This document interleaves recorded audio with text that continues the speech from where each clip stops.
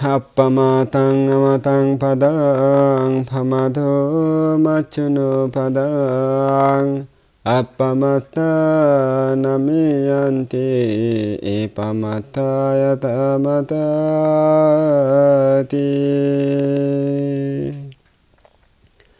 আমি সর্বপ্রথমে সেই তথাগত অরহত সম্মুখ সমুদ্রকে বন্দনা করছি। তারপর সদ্ধর্মের অকৃত্রিম কৃতজ্ঞ পূজারী শ্রদ্ধাবান শ্রদ্ধাবতী উপাসক উপাসিকাদেরকে আমার মৈত্রীময় আশীর্বাদ জানাচ্ছি।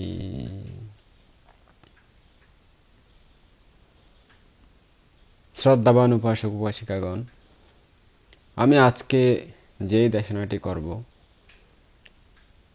এই দেশনাটি ভগবান বুদ্ধ একসময় মেঘবতী নামক নগরস্থ মেঘবনারাম বিহারে অবস্থান করার সময় অষ্টপরিষ্কার দান প্রসঙ্গে এই দেশনাটি দিয়েছিলেন।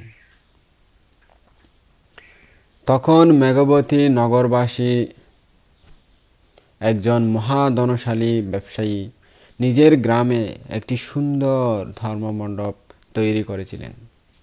সে বুদ্ধ প্রমুখ ভিক্ষু সংঘকে ফাঁক করে 6 দিন পর্যন্ত মহাদান দিয়ে সপ্তম দিনে প্রসন্ন চিত্তে বুদ্ধ প্রমুখ ভিক্ষু সংঘকে অষ্টপরিষ্কার দান দিয়েছিলেন।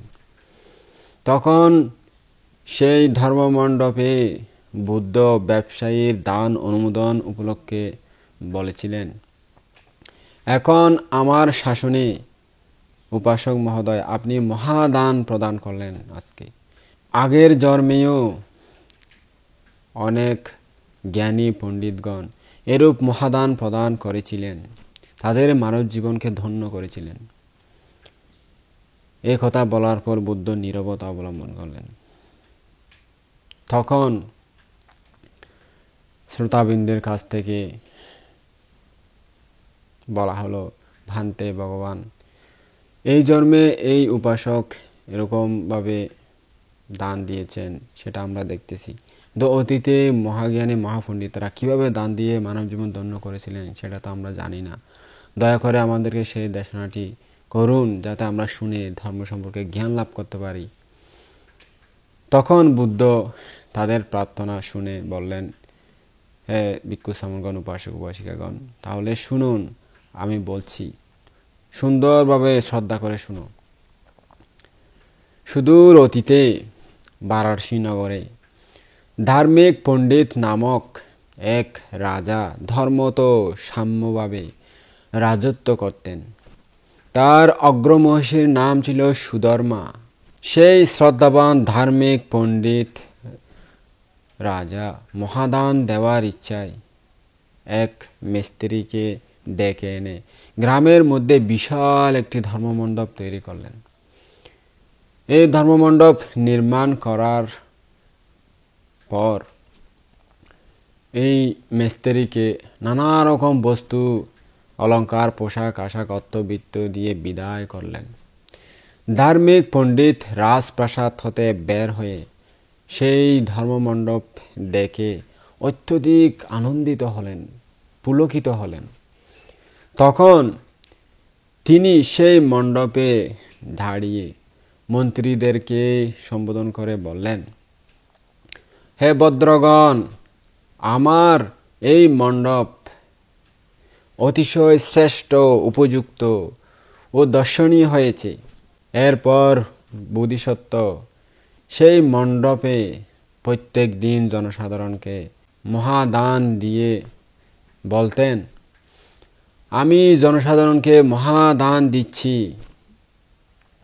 অনাগতে আমার বুদ্ধি লাভের জন্য তোমরা আমার দান গ্রহণ করো, আমার ইচ্ছা যাতে পূরণ হয়, আমার আকাঙ্ক্ষা যাতে পূরণ হয়।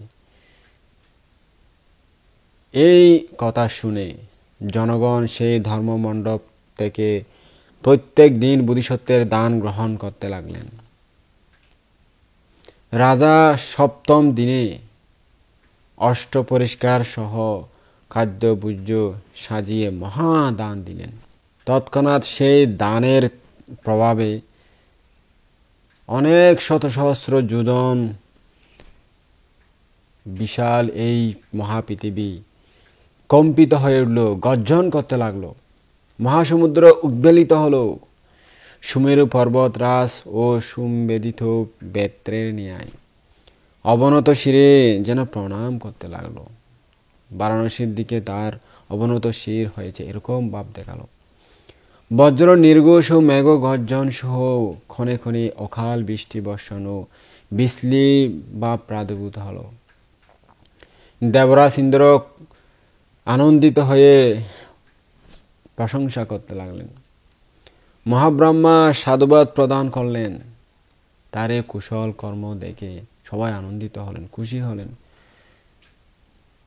ব্রহ্মলোক পর্যন্ত মহা কোলাহল উৎপন্ন হলো তার দানের কথা শুনেই। সে মহাদান প্রদত্ত হলে তখনই ভীষণ রোমাঞ্চকরভাবে পৃথিবী কেঁপে উঠল এবং সেইভাবে নগরও সংক্ষুব্ধ হলো। তৎক্ষণাৎ দেবরাজ ইন্দ্রের ভবন উত্তপ্ত হয়ে উঠল। এতে দেবরাজ ইন্দ্র সেই কারণ চিন্তা করে বললেন, আমাকে এই দেব আসন থেকে চ্যুত করার ইচ্ছায় কোনো দেব অথবা মনুষ্য মনে হয় দান কার্য অথবা ব্রহ্মচর্য কার্য অথবা শীল সমাধি প্রভৃতি পুণ্যকর্ম করে বিশেষভাবে পরিপূর্ণ করতেছেন, না হলে তো এরকম হওয়ার কথা নয়। তখন দেবরাজ ইন্দ্র দিব্যজ্ঞানে সেই বিষয় সম্যকভাবে জেনে চিন্তা করলেন, এই ধার্মিক রাজা বুদ্ধাঙ্কুরই জনগণকে দান দিচ্ছেন, অনাগতে ইনি নিশ্চয়ই বুদ্ধ হবেন। এখন আমি মনুষ্যলোকে গিয়ে মহাপুণ্যবান রাজাকে দেবলোকে নিয়ে আসব। এই চিন্তা করে দেবরাজ ইন্দ্র দিব্য শক্তি পাবে সপ্ত রত্ন প্রতিমণ্ডিত এক বিশাল প্রাসাদ প্রস্তুত করলেন এবং উহাতে আরোহণ করে দেবলোক থেকে ধার্মিক পণ্ডিত রাজার সামনে অবতরণ করার পর মণ্ডপের পূর্ব পাশে দাঁড়ালেন। রাজা এরূপ অপূর্ব প্রাসাদ দেখে জিজ্ঞেস করলেন, ইনি কে? দেবপুত্রের মতো প্রাসাদ সহ এসে আমার সামনে দাঁড়ালেন, তার নাম কি তাও তো জানি না। জিজ্ঞেস করলেন, এখানে দাঁড়িয়ে রয়েছ তুমি কে? দেবরাজ ইন্দ্র বললেন, মহারাজ, আমি দেবরাজ ইন্দ্র। পূর্বজন্মের কৃতকর্মের প্রভাবে আমি স্বর্গের রাজা ইন্দ্রত্ব লাভ করেছি। আপনাকে নিমন্ত্রণ করার উদ্দেশ্যে এখানে আমি এসেছি। সুতরাং এখন আপনাকে দেবলোকে যেতে হবে। চলুন আপনাকে স্বাগতম জানাই আমাদের স্বর্গে দেবলোকে। এই বলে দেবরাজ ইন্দ্র আবার রাজাকে বললেন, হে পুণ্যপুরুষ, আপনি বুদ্ধাঙ্কুর, আপনি যে মহাপৃথিবী দান করে কাঁপিয়ে দিয়েছেন, এর ফলে আপনি অনাগত অবশ্যই বুদ্ধ হবেন, এটাই এর প্রমাণ। তাই আমি আপনার দানে সন্তুষ্ট হয়ে এখানে আপনাকে নিতে এসেছি। এখন আপনি এসে আমার সাথে এই দেবপ্রাসাদে, স্বর্গের রমণীয় প্রাসাদে উঠে পড়ুন। এই বলে দেবরাজ ইন্দ্র পুনরায় রাজাকে বললেন, মহারাজ, আমার সাথে দেবলোক যাওয়ার জন্য তাড়াতাড়ি আপনি রথে উঠে পড়ুন এবং দেবলোকে রমিত হন। আপনি অনেক সুখ সমৃদ্ধি সেখানে, একটু দেখে আসুন। ইহা শুনে মহাসত্য সাধু উত্তম দেবরাজ এই বলে তার বাক্যে সম্মতি প্রদানের পর সেই সুন্দর রমণীয় দিব্য প্রাসাদে উঠে পড়লেন। তখন দেবরাজ ইন্দ্র প্রাসাদ সহ আকাশে উঠে স্বর্গের উদ্দেশ্যে রওনা হলেন।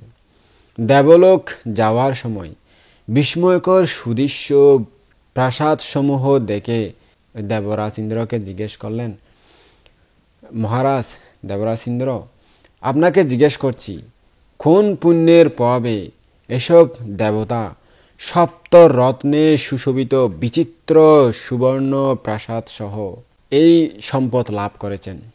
বোধিসত্ত্বের প্রশ্ন শুনে দেবরাজ ইন্দ্র দেবতাগণের পূর্বকৃত পুণ্যকর্মসমূহ বলতে লাগলেন। মহারাজ, বিহার বুদ্ধমূর্তি চৈত্য জাদি নির্মাণ করে এবং বুদ্ধিবৃক্ষ রোপণ করে আরও ইত্যাদি পুণ্যকর্মের ফলে এসব দেবতা এরকম দিব্য প্রাসাদ, সুন্দর রমণীয় প্রাসাদ লাভ করেছেন। যে ব্যক্তি ধর্মশালা ও সেতু নির্মাণ করে দান করেন, তিনি সেই পুণ্যের প্রভাবে এরূপ দিব্য প্রাসাদ লাভ করেন। যে ব্যক্তি অন্ন, পানীয়, বস্ত্র ও শয়নাসনের উপযোগী দানীয় বস্তু দান করেন, তিনি সবসময় এরূপ দিব্য বিমান লাভ করে থাকেন। যে ব্যক্তি ধ্বজা, পতাকা, ছাতা এবং প্রদীপ ইত্যাদি দান করেন, তিনি সবসময় এরূপ শ্রেষ্ঠ দিব্য প্রাসাদ লাভ করে থাকেন।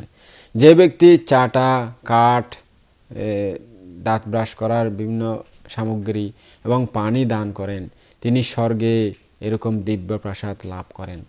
যিনি প্রদীপ, আগরবাতি, সুগন্ধি জাতীয় দিয়ে বুদ্ধকে পূজা করার জন্য বিভিন্ন দানীয় বস্তু দান করেন, তিনি স্বর্গে এরকম দিব্য প্রাসাদ লাভ করেন।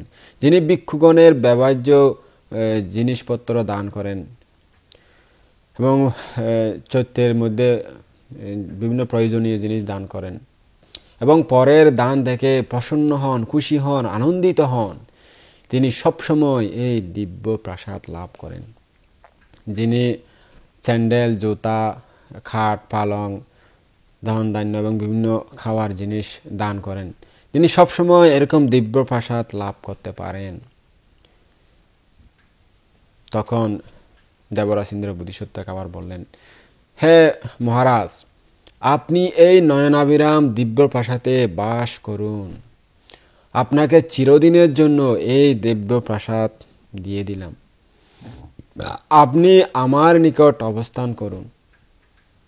সে কথা শুনে বোধিসত্ত্ব বললেন, দেবরাজ ইন্দ্র, ধার করা যানবাহন ও ধন সম্পদ নিজস্ব কোনোদিন হয় না, তা পরের ধন সম্পদ।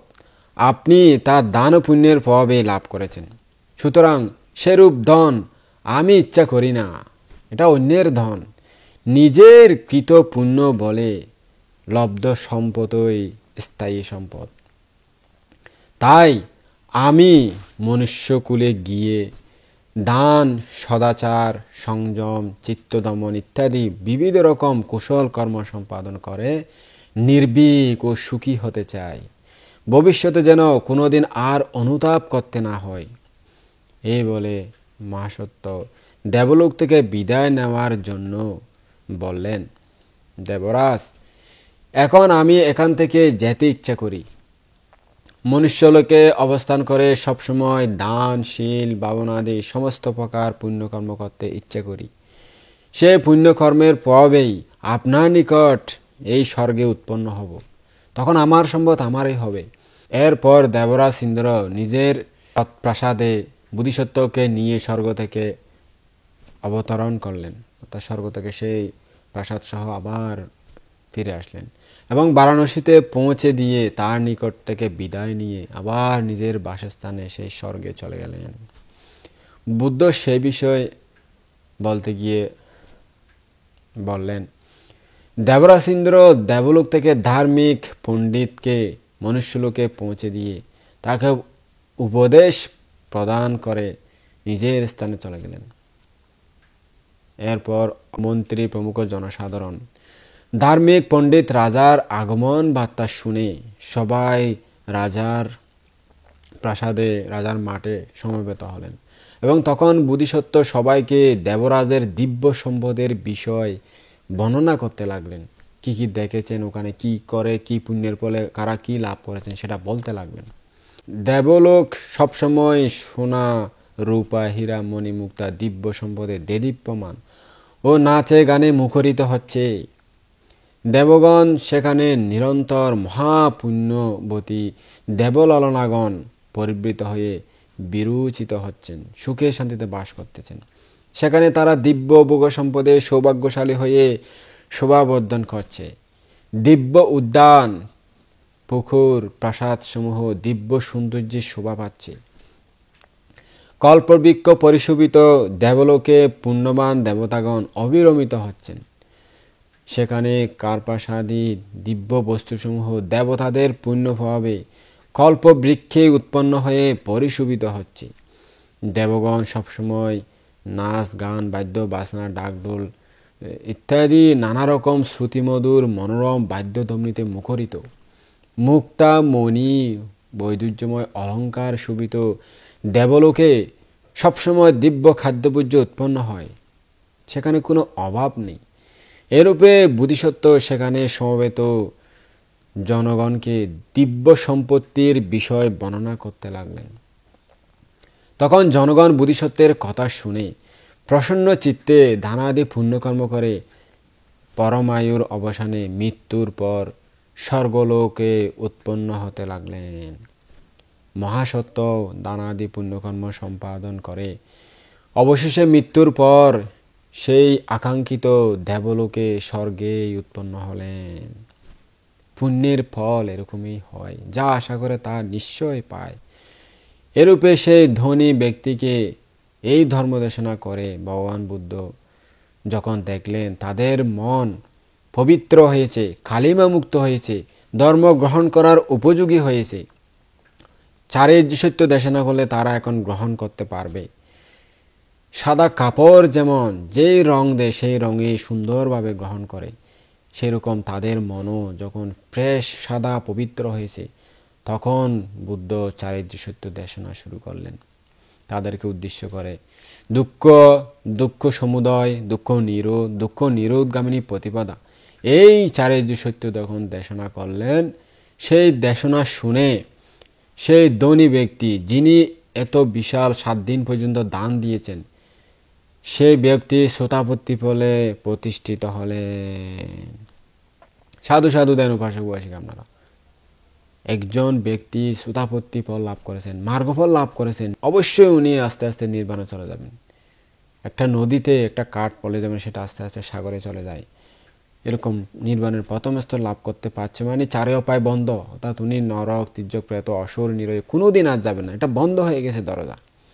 এরকম একজন মহাজ্ঞান লাভ করেছেন, মহাজ্ঞানী মহৎ জ্ঞান লাভ করেছেন, তা আপনারা এইটাকে সাধুবাদ দিয়ে অনুমোদন করবেন।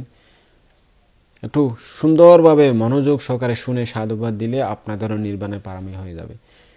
যেখানে সাধুবাদ দেওয়ার মতো পরিবেশ আছে সেখানে দেবেন, আর যেখানে নাই সেখানে দেবেন না।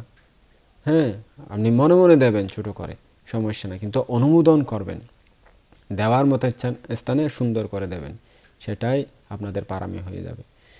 এরপর ভগবান বুদ্ধ বললেন, হে দায়ক দায়িকাগণ উপাসক উপাসিকাগণ, তখন যে দেবরাজ ইন্দ্র ধার্মিক পণ্ডিত রাজাকে স্বর্গে নিয়ে গিয়েছিলেন, সে এখন দিব্য চক্ষুদারীদের মধ্যে প্রসিদ্ধ অনুরুদ্ধ আমার শিষ্য।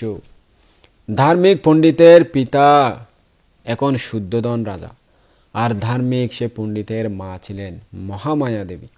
ধার্মিকের স্ত্রী ছিল এখন যিনি রাহুল মাতা যশোদারা নামে খ্যাতা। অমাত্য মন্ত্রীবর্গ প্রভৃতি জনসাধারণ ছিল এখন আমার শাসনে পরিপূরক সমস্ত শ্রাবক ও দায়িত্বকারা।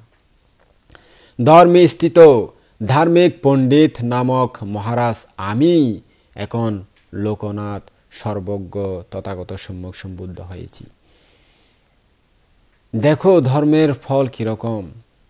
শ্রদ্ধাবান উপাসক উপাসিকাগণ, আপনারা সবাই দান ধর্ম পুণ্যকর্ম করে জীবনকে গঠন করুন।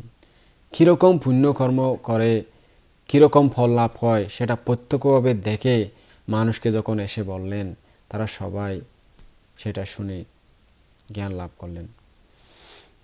সেরকম আপনারাও বুদ্ধ যেগুলো বলে গেছেন সেইগুলো আমরা আপনাদেরকে বলে যাচ্ছি। বুদ্ধের দেশনাগুলো আপনাদেরকে করে যাচ্ছে। আমাদের নিজস্ব এরকম কোনো জ্ঞান নাই। আমরা বুদ্ধের যে ত্রিপিটকের জ্ঞান এবং উনি যেভাবে বলতেছেন সেভাবে আচরণ করা সামান্য যে জ্ঞান, এগুলোই আমাদের জ্ঞান। এগুলো পরে অনুশীলন করে যে জ্ঞান পাচ্ছি সেটাই আপনাদেরকে দেশনা করছি।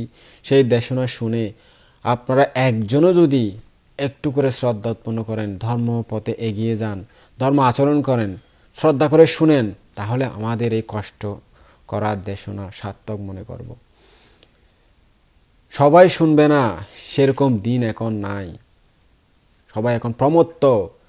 সেই দিন এখন আর আসবে না, সবাই ধর্মদেশনা শুনবে, ধর্মপথে চলবে, সেদিন আর কোনোদিন আসবে না। খুব অল্প পরিমাণ মানুষ এই ধর্মপথে চলতে পারবে। খুব কঠিন এখন ধর্মপথে চলা। যারা চলতে পারবে তাদের জীবন সার্থক হবে। অশান্তময় এই বিশ্বে শান্তি পেতে চাইলে ধর্মের মধ্যে সেই শান্তিটা পাবেন। অন্য কোনো দিকে শান্তি খুঁজতে গেলে সেটা স্থায়ী শান্তি কোনো দিন হবে না। তাই জন্ম জন্মান্তরে শান্তি পেতে চাইলে, সুখে থাকতে চাইলে, এবং এই জন্মেও মানসিক শারীরিক একটু সুখে থাকতে চাইলে ধর্ম শুনুন, ধর্ম সম্পর্কে জানুন, তারপরে আচরণ করার চেষ্টা করুন। সেটাই আপনাদের সবচেয়ে ভালো উদ্দেশ্য হবে। সেটাই আপনাদের জীবনকে সুন্দর ও পবিত্র করবে। আপনারা সবাই ধর্মপথে চলবেন এই কামনা করে আজকে আমার সদ্ধর্ম দেশনা এখানেই সমাপ্ত করলাম। জগতের সকল প্রাণী সুখী হোক, দুঃখ থেকে মুক্ত হোক।